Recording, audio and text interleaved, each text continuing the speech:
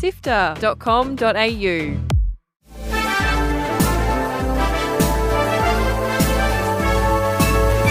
Hi, I'm Fiona Bartholomeus. And I'm Kyle Paletto. Welcome to Walk Through SIFTER's weekly recap on the biggest news in video games. This week, Portal writer says no Portal 3 anytime soon. PlayStation game-making app Dreams is shutting down. And Nintendo announces their own fan event later this year. Here is the news for Sunday, 16th of April. Let's go. Join the SIFTER community on Discord at sifter.com.au/Discord.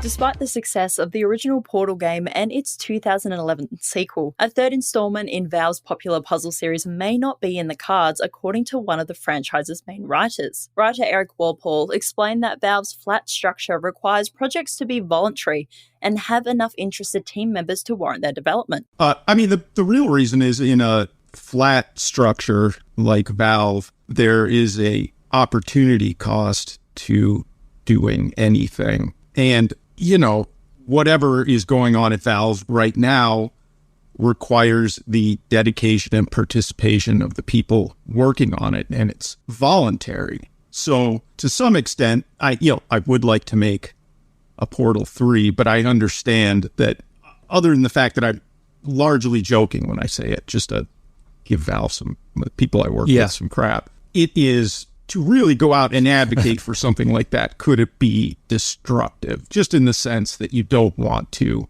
cause internal strife, which I guess I am doing, but I think people understand that or the people who could be disturbed by it internally understand that it's just me joking around. This difficulty in getting new projects off the ground is not unique to Portal, as other Valve franchises like Half-Life and Left 4 Dead have also struggled to continue despite their success. Valve's focus in recent years has primarily been on managing Steam and maintaining live games like Dota 2 and CSGO, as well as the Steam Deck. But until Portal 3 inspiration strikes, it's worth checking out the free Aperture Desktop tech demo on Steam to revisit that world. Speaking of Valve, there's a new mod that's making the VR game Half-Life Alyx playable for people without headsets. The No VR mod was launched on GitHub almost a month ago before hitting early access on ModDB in late March. And now this week, due to a recent update, the mod has made the game playable from start to finish without a headset. According to its creators, the mod has attracted thousands of players already. Hot off the news that E3 won't be going ahead this year, Nintendo has announced its first ever in-person event in the West called Nintendo Live 2023. Set to take place in Seattle in September 2023,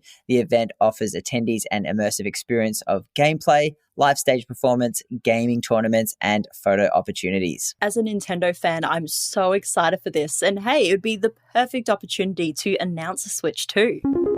Hey now, for Dreams, it's over. Media Molecule's game-making platform is winding down on September 1st. There will be no more updates or events after that date, but players will still be able to play, create, and share their creations within Dreams for the foreseeable future with a reduced project storage size. According to Media Molecule, the decision to end support for Dreams was difficult, but the team will shift their focus to a new project. Thankfully, despite the discontinuation of regular updates, Dreams will still be accessible, installable, and available for purchase, and there are some incredible fan-made games to enjoy on there.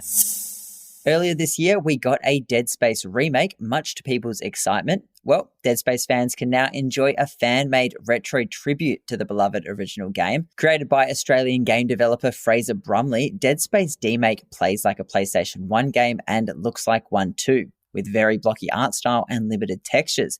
But that's what makes it so great. Sadly, it's not the full game, but still, there's about 15 minutes of gameplay here. It works with a mouse and keyboard as well as a controller, and the best thing is, it's completely free via itch.io. We'll pop the link in the show notes so you can check it out. I love the idea of demakes of popular games. I would absolutely love to see more of the newer games get this treatment.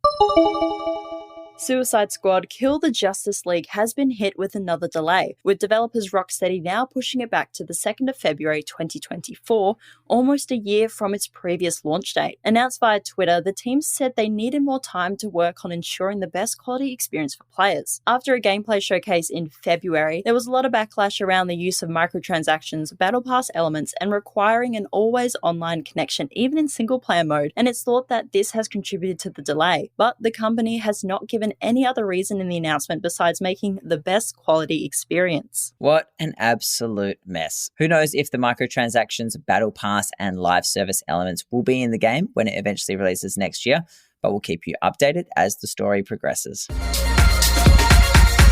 That's it for the big headlines. Here's what's coming out this week. First up, we have a game I have somehow never heard of, Disney SPEEDSTORM. It's a combat racing game featuring Disney and Pixar characters, complete with different multiplayer modes and theme tracks.